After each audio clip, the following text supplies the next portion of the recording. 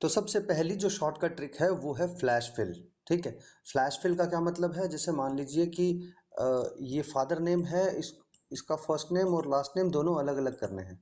तो क्या करेंगे, यहाँ पर लिखेंगे मांगेराम और इसके बाद में फिर कंट्रोल ई, और इसी तरह से यहाँ पर लिखेंगे राम, एंटर प्रेस और फिर कंट्रोल ई।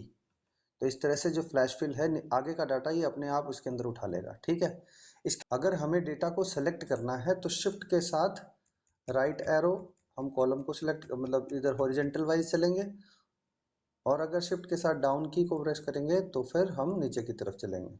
तो शिफ्ट के साथ आप डेटा को सेलेक्ट करके यूज कर सकते हैं। ठीक है, पेज को स्विच करना, पेज को स्विच करने के लिए क्या करना पड़ता है हमें, कंट्रोल के साथ पेज अप और पेज डाउन का बटन यूज कीजिए।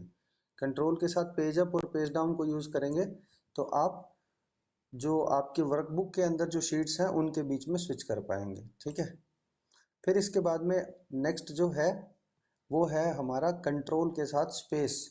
कंट्रोल स्पेस अगर हम करते हैं, जैसे मान लीजिए हमें इस कॉलम को सेलेक्ट करना है तो आप क्या करेंगे, कंट्रोल के साथ स्पेस बटन को यूज करेंगे, इससे आपका कॉलम सेलेक्ट हो जाएगा। इसी के साथ अगर मान लीजिए हमें ये पूरी रो सेलेक्ट करनी है तो आप किसी भी रो के ऊपर क्लिक कीजिए और फिर उसके बाद में शिफ्ट के साथ स्पेस दबाइए, आपकी रो सेलेक्ट हो जाएगी। फिर इसके बाद में अगला आता है कंट्रोल शिफ्ट और स्पेस। हम कंट्रोल ए से भी सेलेक्ट ऑल कर सकते हैं और कंट्रोल शिफ्ट और स्पेस का बटन अगर दबाएंगे तो भी हम सारे के सारे डेटा को सेलेक्ट कर सकते हैं। फिर इसके बाद में मान लीजिए हमारा जो कर्सर है वो इस वाले सेल पर है और हम इसको बिल्कुल टॉप कॉर्नर के ऊपर लेके जाना चाहते हैं, तो आप कंट्रोल के साथ होम का बटन दबाइए, बिल्कुल पहले सेल के ऊपर चला जाएगा। अगर आपको ये वीडियो इन्फॉर्मेटिव लग रहा है तो चैनल को सब्सक्राइब करना ना भूलें और वीडियो को लाइक करें और शेयर करें। चलिए आगे बढ़ते हैं। एल्ट बटन के साथ अगर आप पेज अप और पेज डाउन करते हैं तो आप हॉरिजेंटली शीट को स्क्रॉल करते हैं, और शिफ्ट के साथ अगर पेज अप और पेज डाउन करते हैं तो आप वर्टिकली शीट को स्क्रॉल कर सकते हैं। फिर इसके बाद में आता है F4। जैसे मान लीजिए मैंने इसको कंट्रोल बी किया, ठीक है, अब ये डार्क हो गया, बोल्ड हो गया ये। अब मान लीजिए कि मैं इसको भी बोल्ड, जहां जहां पर भी मान लीजिए मेरा कर्सर है इस समय कौशल्या नाम के ऊपर है और मैं इसको भी बोल्ड करना चाहता हूं, तो आपको दोबारा कंट्रोल भी दबाने की जरूरत नहीं है, आप सिंपली F4 को प्रेस कीजिए, आपका जो है वो लास्ट एक्शन जो होगा वो रिपीट हो जाएगा।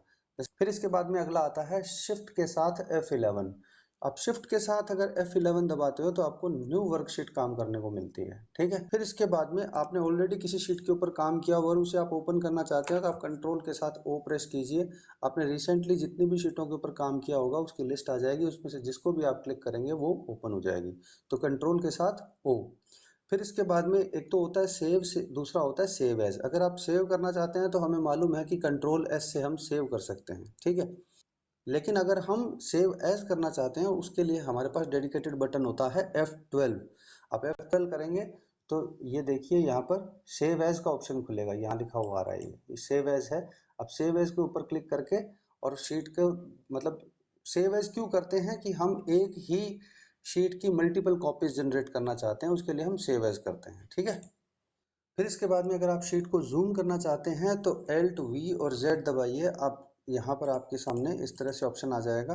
आप जितना परसेंट भी रखना चाहेंगे आपकी शीट जो है वो उतने परसेंट पर जूम हो जाएगी। आप कस्टम में ले जाकर यहाँ पर कोई वैल्यू देकर भी आप अपनी शीट को जूम कर सकते हैं। ठीक है, फिर इसके बाद में आता है कंट्रोल के साथ F1। आप ऊपर के ये जो रिबन्स हैं इनको अगर हाइड करना चाहते हैं तो आप दबाएंगे कंट्रोल के साथ F1, आपके रिबन्स जो है वो हाइड हो जाएंगे। आप फिर से लाना चाहते हैं फिर से दबाइए कंट्रोल के साथ F1, वो फिर से डिस्प्ले हो जाएंगे। आपको ये वीडियो कैसा लगा ये हमें कमेंट बॉक्स में ज़रूर बताइएगा, और हम इस वीडियो में और कौन सी शॉर्टकट कीज या कोई और टॉपिक जो आप कहेंगे हम उस टॉपिक के ऊपर भी वीडियो बनाएंगे। ठीक है, तो इसके लिए सबसे पहले आप हमारे चैनल को सब्सक्राइब कर लीजिए, वीडियो को लाइक कीजिए और इसके ऊपर कमेंट कीजिए, अपने दोस्तों के साथ शेयर कीजिए। ठीक है, मिलते हैं नेक्स्ट टॉपिक में एक नए वीडियो के साथ, एक नए टॉपिक के साथ, तब तक के लिए थैंक यू।